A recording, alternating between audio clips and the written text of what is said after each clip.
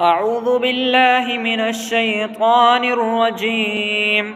بسم الله الرحمن الرحيم. فلما أن جاء البشير ألقاه على وجهه فارتد بصيرا قال ألم أقل لكم إني أعلم من الله ما لا تعلمون. قالوا يا أبانا استغفر لنا ذنوبنا إنا كنا خاطئين. قال سوف أستغفر لكم ربي إنه هو الغفور الرحيم. فلما دخلوا على يوسف آوى إليه أبويه وقال ادخلوا مصر إن شاء الله آمنين.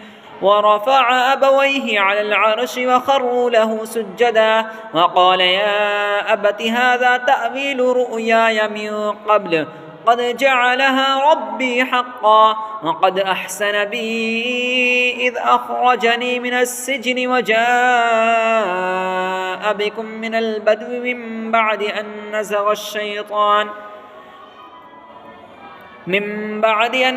نزغ الشيطان بيني وبين إخوتي إن ربي لطيف لما يشاء إنه هو العليم الحكيم. رب قد آتيتني من الملك وعلمتني من تأويل الأحاديث فاطر السماوات والأرض أنت وليي في الدنيا والآخرة توفني مسلما والحقني بالصالحين. ذلك من أنباء الغيب نوحيه إليك وما كنت لديهم إذ أجمعوا أمرهم وهم يمكرون.